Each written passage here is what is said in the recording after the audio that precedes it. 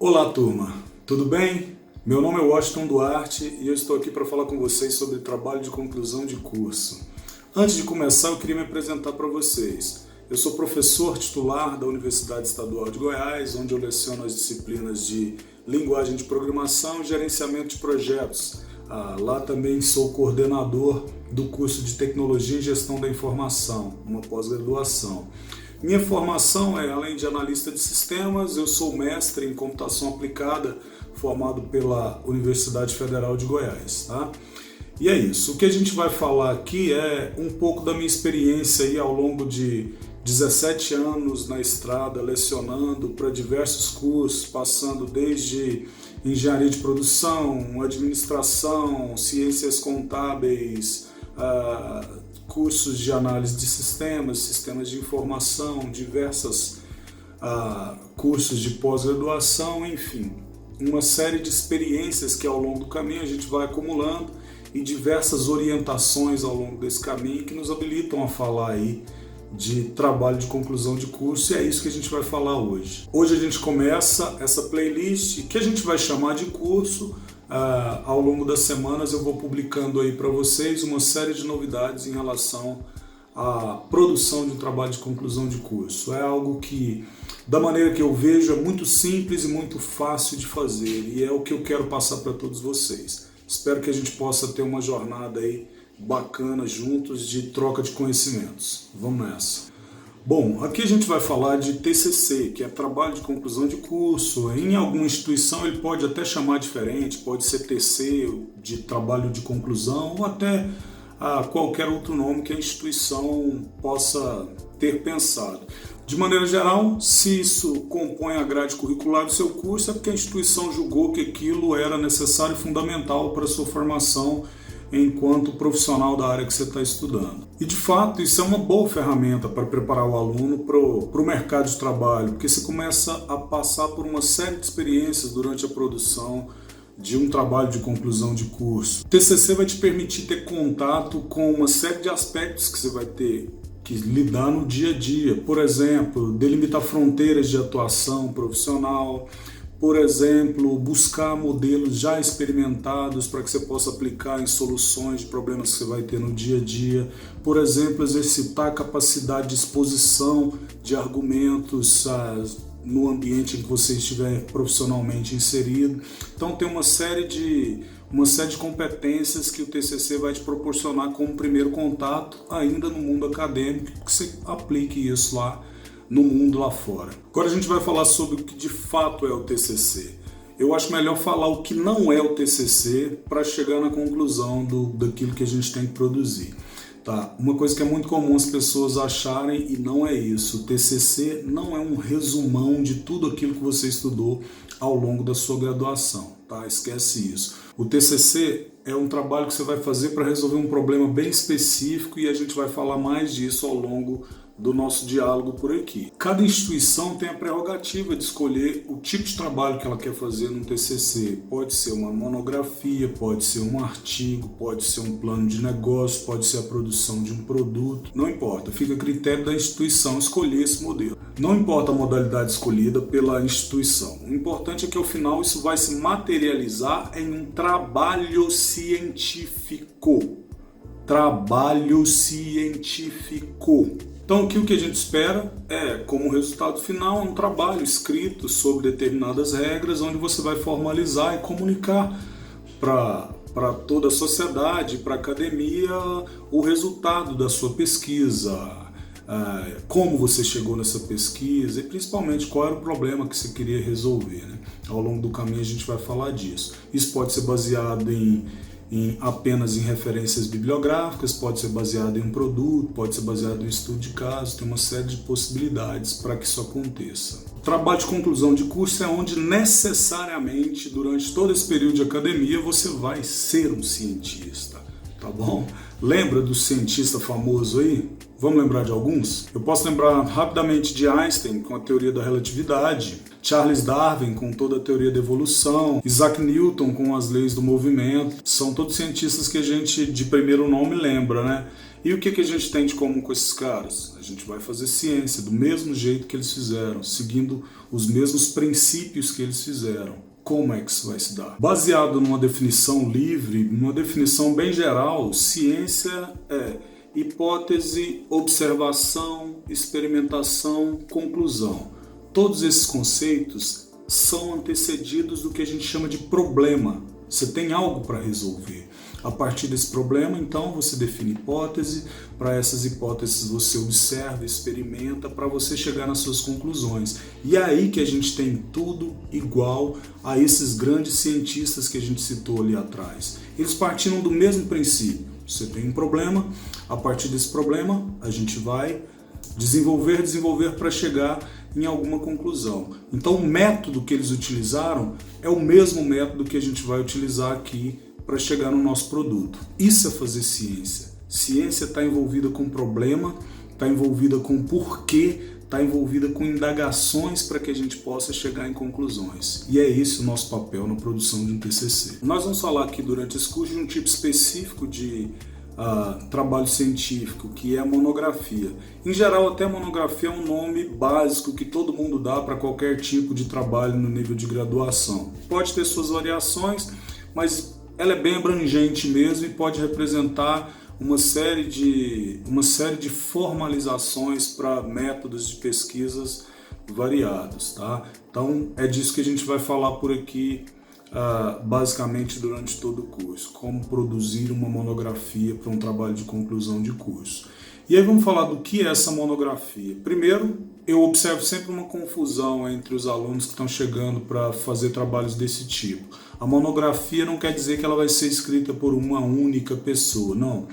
Tem instituições que até permitem que trabalhos sejam feitos em duplas, em trios e às vezes até mais, em grupos maiores de pessoas. Não é disso que se trata. Se a gente for pegar da origem da palavra, né, vem de monos e graphen, que vem do grego, mono de único e graphen de escrita. Então ele seria para dizer para a gente algo como escrita única. O que quer dizer essa escrita única? Na prática, a escrita única quer dizer que você vai tratar de um tema apenas com bastante profundidade, ele não vai ter tanta abrangência lateral, né? Como é que se dá isso na prática? Por exemplo, vamos dizer que eu vou delimitar um tema, meu tema falando de uma maneira bem básica, bem geral aqui. Meu tema é culinária, vai.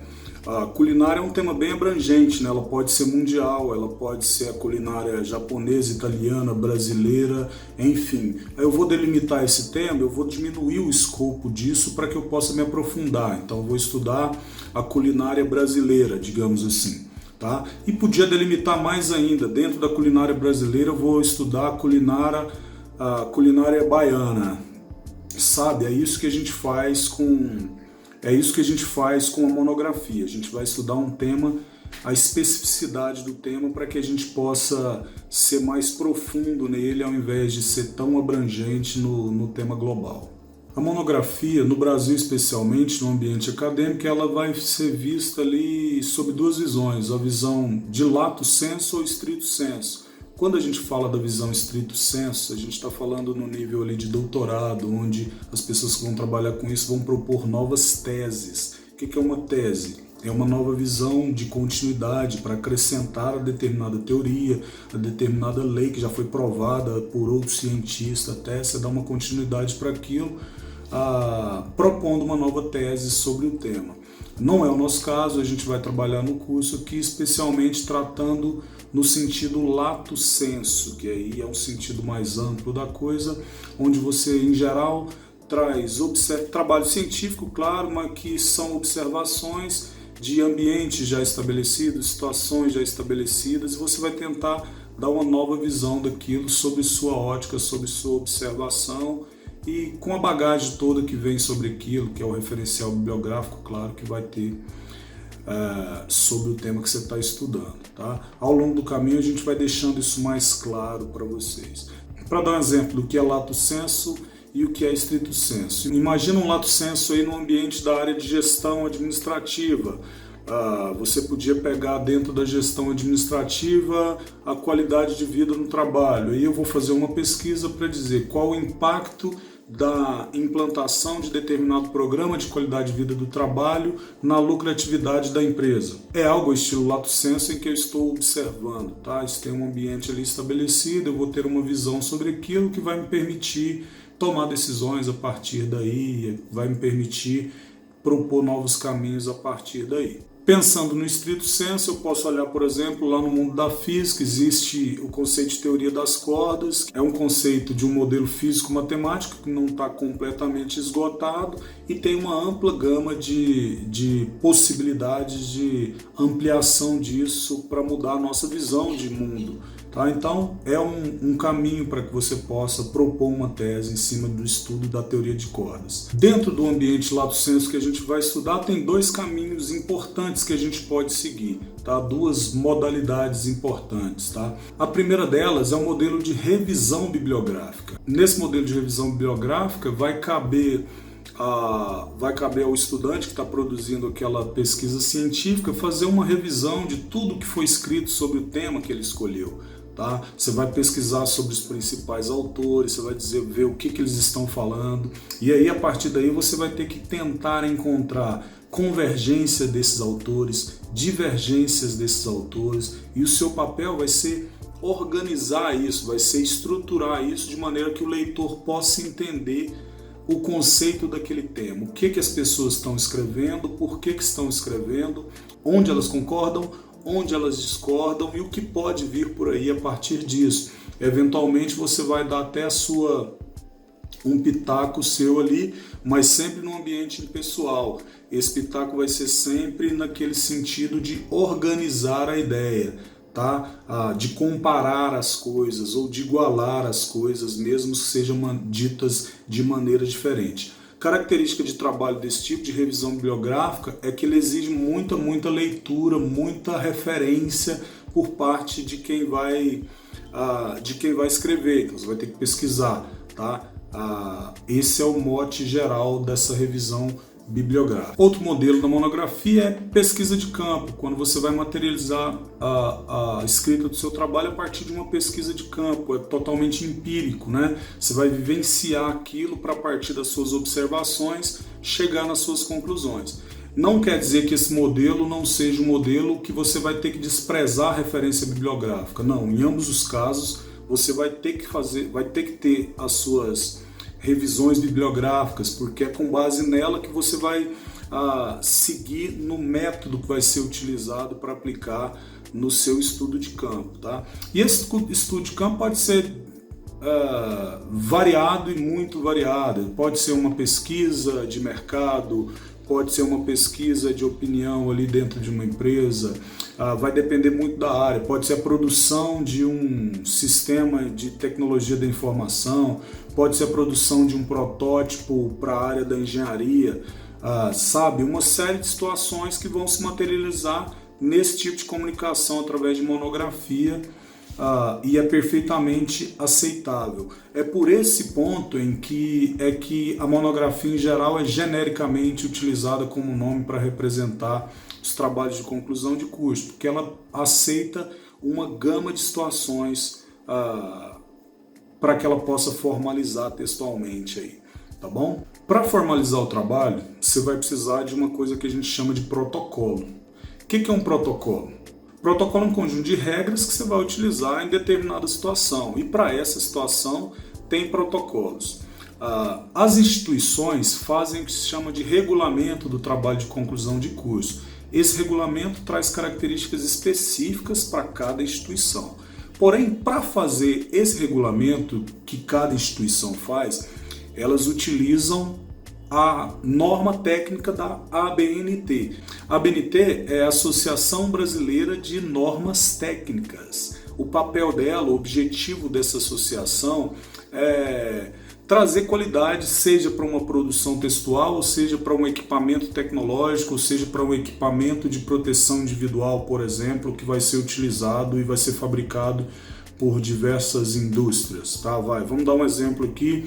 Digamos que eu tenho uma máscara essa máscara é para proteção de ambientes que podem haver vazamento de um determinado tipo de gás.